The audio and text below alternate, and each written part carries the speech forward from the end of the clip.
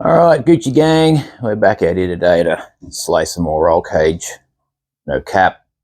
So I hung around for about half hour last night to make sure the car didn't burn down. Unfortunately, it didn't. So we're rocking the Bunnos flannel today again because even superheroes get cold. And first things first, we need to put the cage back up in where it belongs because you can't get things straight when shit's all askew. So I need to get it set back up exactly where it goes so that we can start measuring out some more bar work. And I honestly don't know what I'm actually going to be able to film today. It's going to be pretty boring. But anyway, these lateral pillar bars much more of the same thing. And obviously we're getting into, I guess, more advanced cages now. This structure here plus your rear legs is all you really need. You don't really even need these for a basic cage. That's what they call a basic 6-point cage, is that front hoop, main hoop, that roof bar, a single door bar, and the rear legs is all you need. The roof bars, the double X in the door, or the bent kiss X in the door, or however you do your second door bar, is an extra. Dash bar is an extra. Pillar bar is an extra. You also do need a single diagonal in the main hoop, but then a double X is extra. An X in the rear bars is extra, and then you can also run gussets everywhere. So these double door bars need a gusset. If you do a double door bar, you need a gusset. If you do a double X, it needs a gusset. But then you can also, people often go from here to here with a little bit of tube as well, gusset that in. Similarly, in the roof X, they'll gusset there and put more and more bar work into them. I honestly don't think I'm ever going to go fast enough to require any of that nonsense. So, again, this pillar bar is as much for aesthetics as it is for anything. I don't know. The cage just doesn't quite look complete, professional. I don't know. It just looks wrong without it, in my opinion. Just the basic 6-point cages always look a bit, I don't know, cheap, I guess. It's a weird thing. It's just in my head that I think that I require a few extra bars, but then I leave out some bars that other people reckon are probably more important. So, but anyway, like I said, I'm not going to change my mind now because I decided what I was going to do on this roll cage before I started the car, and it's based on what I didn't like about the old roll cage. So I'm sticking to my guns. I'm doing what I had in my head to begin with because flip-flopping over and back ends up with something that you're not happy with. So I'm going to go with doing those lateral bars. So get the cage propped up and we will measure them up.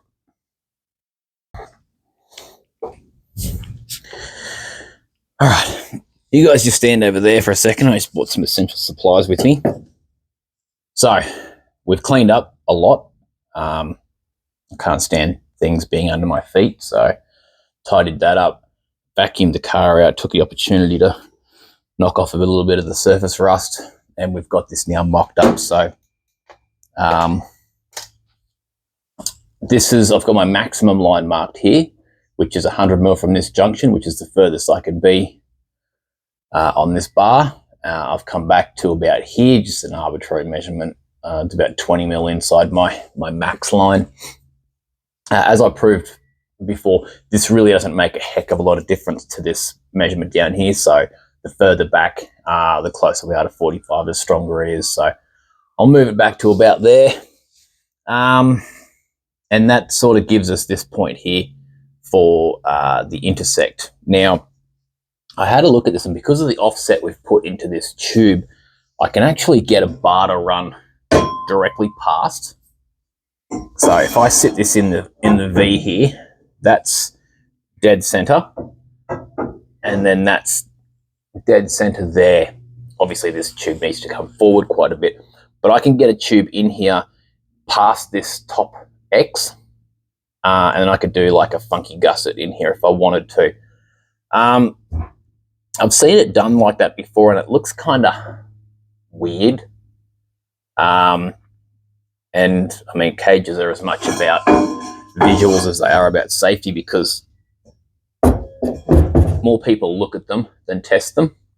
So there's that. And also, really, as much as it doesn't really get into the way of my feet much in terms of pedal room, if you think about swinging your legs out here, so this is like my fulcrum point here, and this is where the tube's currently going to be. So my leg is going to be swinging on this arc, which means I'm here, and so I'm losing an extra 30 mil. So it does make a difference pushing it out that little bit, just for egress and ingress. This here doesn't really make much of a difference, because I'm obviously losing about that much of what I would have normally had. The doors, like the door opens further than this, but it doesn't open all the way. So the door sort of sticks out to about here anyway. So I'm only sort of losing that much. And if I add that onto it, it's, you know, so I am going to push that out to there. That's just what I'm trying to say there. As much as it makes the whole job a hell of a lot harder. I've also put the cage back in where it belongs and realized that during the welding process, things have moved and wiggled around a little bit, and I'm a fraction out of symmetry, which was kind of heartbreaking considering the amount of effort I put into trying to get this one right. I'm a little bit further out of tolerance than I would have liked, and I did actually consider chopping those door bars out and replacing them, but I think the weakening of the main hoop would mean that's probably not a great idea. As much as even if I'm as careful as I am to not take away any material from the main hoop in grinding those welds out, you're still you're gonna take a little bit out of it, and the heating and cooling of that tube is probably not good. So I'm just going to live with the tiny bit of asymmetry. I'm the only person that'll notice it. Will I get over it? Probably not, but that's life. So moving on, we need to measure this. Now, the drama with this is, again, this line string is set up on the inside of the tube, which gives me the long side measurements for my tube. Now, if you remember the way my notcher works, it notches from the short side to the long side. So I actually need the measurements on the other side of the tube. So I either need to measure 38 mil off this string and measure my inside marks, or I need to measure my outside marks and do a bit of trigonometry to work out my insides. You can just eyeball it. You can just sit the tube up in the notcher and sort of project how the hole saw is going to come through the tube and see if you can hit your exit mark with it. And to do that, you can even go like a little bit long, run the notcher through, and then measure how far long you are, slide the tube through, and just re-notch it, which, it's a little bit slower, but probably less chance of stuffing it up than trying to do trigonometry. So, but anyway, so I need to measure these two angles and get my throat line, which is fairly simple. It's just rinse and repeat of the same thing we've done before. So I need to set this up at 90 degrees, zero it out, go to exactly 90, zero it out again. Oh, this is going to be interesting. We'll have to go this way with it. So this intersection to this tube is right there. So that's 339.45. Take away from 360 is 20.5. Is that right? Close enough to it. So 20.5 on that one. This is a whiteboard marker, so it rubs off. 20.5 Dergris. And then on the other side, it's going to be quite a lot less than that. It's going to look something like that. Now that is 304.30. Take away from 360, that is 55.7 Dergris. 55.7 5.7. And then it's just a simple matter of getting our throat line. I've somewhat projected this over onto the tube just sort of by holding the string over and eyeballing it. Is it, correct? Probably not. We'll find it when we put the tube in. So we'll go from that mark to that mark, and that throat line there is around about the 768. Let's go 770 to be safe. 770, and unfortunately all of my misbends are around about the 600 mark, so I have to cut that out of a bit of fresh tube, so we'll do that. Now obviously these little bits in here which are very, very, very difficult to cut and weld in there can be done out of scraps.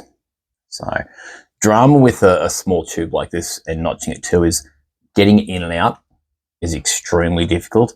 And the only way, because it's coming through on an angle, the only way to get the tube into place to weld it is to cut it a fraction short. So just be aware of that. You're going to have to do that. You're going to have to cut it a little bit short to just get it in there. And then again, same thing with this, just even your gaps out. So you're only cutting it like a millimeter short. So then just shove like a piece of swarf or whatever in both ends just to even your gaps out. Weld it in, you'll do fine. So got my measurements now. Let's go and cut a piece of tube and get into it. All right, this is what I got done. You've seen me make tubes before, so I didn't bother recording any of it. That one there wasn't too bad. I measured way long, so I had to notch it about 4 times on the end to get it where I was happy. Good thing about that guy being so short is that I don't care. I've got plenty of little offcuts, so I just made up a test. I just did a quick measurement because trying to measure that exact is difficult. So I just did a quick measure up and hacked it up with a grinder and a notcher, and you can see the joint down there is pretty terrible, but that's just that's basically a template tube. It needs to also push over a little bit. If you can, I don't know if you guys can see the string or not, but it needs to go over at the top a little tiny bit. I think I've got 31 degrees there and like 33 degrees there, but it's pretty close. And also want to basically make sure that what works on that side is going to work on this side before I go and do any welding, because as I said, we've lost symmetry now. This leg is a little bit too far forward, about 3 or 4 mil, which I don't know why, because I tacked this leg down exactly where I wanted it before I fitted these bars. I think because that main hoop had that bit of a twist in it when I let everything go, it sort of sprung back or something. I don't know, but anyway, like as much as that gets me down, it's only for me, and I'm still happy with it. And you've got to look pretty hard to find the lack of symmetry. Like you've really got to look for it. So I just need to get over it and move on. Like I'm pretty happy with what I've got done here.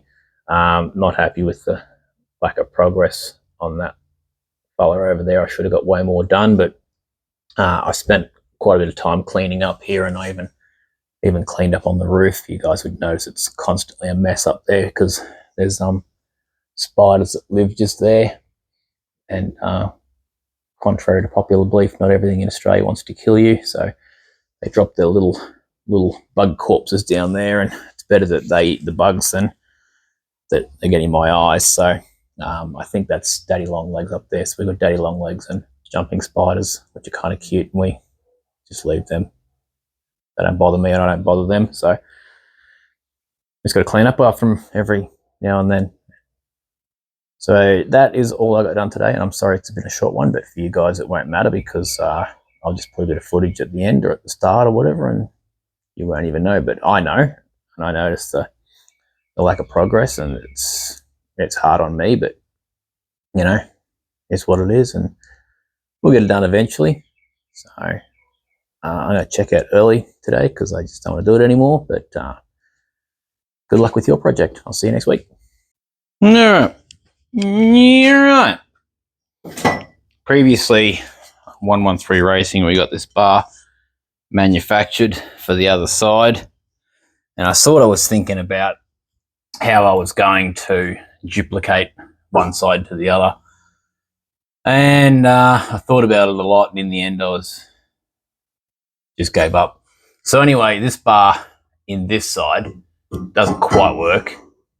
So I measured down from the top. I worked out that on that side it was 90 mil. And on this side, down the bottom here, this was 140 mil back. But you can see, you probably can't, but this notch doesn't line up because they're opposite sides. So this notch actually wants to be there like that, which means that this up the top here doesn't work. It wants to be like that. But I measured up and I'm not quite 140 mil back on this tube. And also the angle finder told me that it was 31 degrees on that side and I was about 33 over here, which I did no maths at all and just guessed that when I brought that back it was going to work out. So what I did was I basically put this bar in here and I drew on my new throat line on this bar, took it over to the bench, laid it down next to this bar, and I made a mirror image of it. So you've seen me do this before.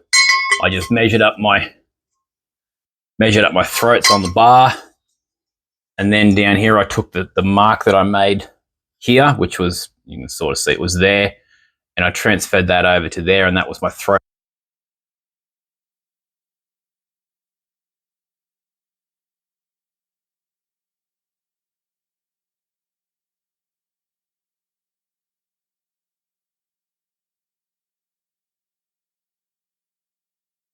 Okay, so just a really quick tech tip now. This is the A-pillar bar out of the car.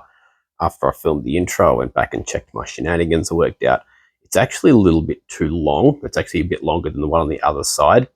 And if I take that 3 mil out, I should be able to get that little tiny bit that I was out, that 5 odd mil, and bring my symmetry back. So yeah, turns out that I had just not measured correctly. So how do I take 3 mil out of this tube easily? Now, you can grind, obviously, but trying to keep the exact same profile is difficult and time consuming. Putting it back in the notcher is a great option. However, orientation has to be exact because this is the exact orientation that I want. I've spent half an hour grinding it to this orientation. I don't want to screw it up now. So I can put it back in the notcher and wiggle it up to the hole saw until it fits perfectly around it. You can see there's very, very little play in there. So there to there is my maximum. So I'm going to go halfway in between, and that is the exact orientation which this hole saws pass through this tube. Now I need to back this out of here and move the tube forward 3 millimeters without twisting it as I go. Now, how do I do that? As soon as I back this off, it's going to, it's going to move, it's going to fall out, it's going to twist, whatever. Well, that's what this trusty block of wood, which is leaning up against the wall, is for. I can progress it through the notcher without twisting it by giving a little bump on the end here with a block of wood. Was that enough of a bump? Probably not, but anyway, you can see now my hole saw just rubs. So if we give it a bit more of a bump, we're now at about maybe 2 mil. So I'm going to clamp this down now, and I'm going to run this hole saw through that and double check it, see if I've got my symmetry back. That's my tip for today. I know we're redoing things we've already done. I just quickly wanted to bring you in for this. If you're building a cage at home, this is kind of, a critical thing that's good to learn. So you're not on a gimbal. Sorry if it makes you feel sick. I just want to quickly show you guys this. So I've moved this bar, which meant that I've had to remake this one because I think that was my drama initially. So I've cut this one a little bit long, and as you can see when you put it up in there, it doesn't line up. It needs to be a little bit shorter. Now, if I just trim material out of here to bring it into line with this tube, I'm basically locking myself in on this angle, but does this bar flow through at the right angle to hit where I'm currently hitting at the bottom, because I've got a notch out of both sides of that tube, if you can see. Notch out of both sides. So it's pretty much like, if you look at it, the notches are pretty much the same height. This one's possibly a little bit higher than this one, meaning that I'm attached more to this tube than this tube, which is what you want. You can attach all to this tube, but you don't have to be into this one at all, but you can't go all into this one. It has to be at least half into the down tube, because this is the strong tube. This is just a door bar. So I want it to be attached to this. So I need to obviously get my line through here. Now it's very hard because you're working, you know, in 3D space, but I know for a fact, let's hope I can get this tube to hold itself in here. I know for a fact that I want it to be straight in a 90-degree plane. That's what the rules state. And the 90-degree plane is this way across the car. And the easiest way to get that is to line this one up with that one, because I know that from the windscreen, they're both back the same. And then you can either use string or a bar. This one's nice and rusty, so it contrasts. So lining that tube and that tube up is about there. And then I want to get this one on the same plane, which it needs to go over a bit at the bottom. We'll do that. And this takes a while.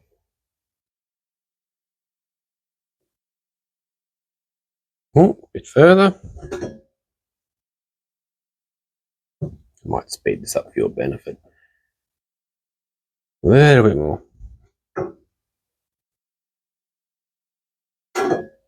This is really hard with one hand, by the way. Okay, so that's almost perfect. Let's go up a little tiny bit more. Okay, so it disappears behind at the bottom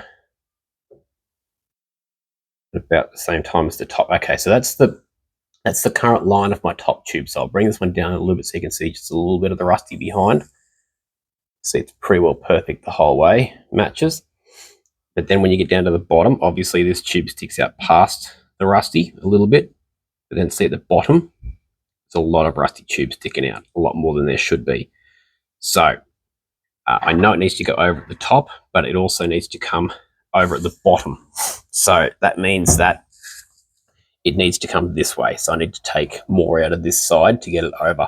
And it's a good fit up all the way around. So I'm going to have to grind maybe 2 mil out of the whole thing and bring it this way. And that's okay, because we're, you know, that I think that black mark on the tube there is even with the other one, which means we're 50-50 attached to both tubes. So I've got a little bit to go. So I'm going to grind a bit more out of this and get that right. So I'll quickly show you that so that you don't make a mistake like I have in the past.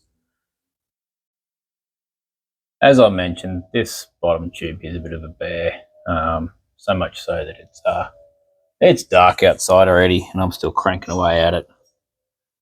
Not really, it's actually a different day. But anyway, I'm just snuck out here to try and get these lower bars in. I didn't film tacking those in. It's about as interesting as watching a one-armed man trying to put on a condom. So, as I said, because these bars are short, I can just sort of cut leftover pieces of scrap up and see what works. So theoretically, this notch here should be the same angle as that one there. So I just sent the notch through while I had it set up, and then I just cut a random sort of V with an angle grinder, and then kind of hacked away at it a little bit to get it looking like this. And it sort of fits in there, sort of straight. It doesn't come down anywhere near enough on the sides. I think I've already showed you this piece. If you get the right angle, you can see it. It kind of lines up with my string back there.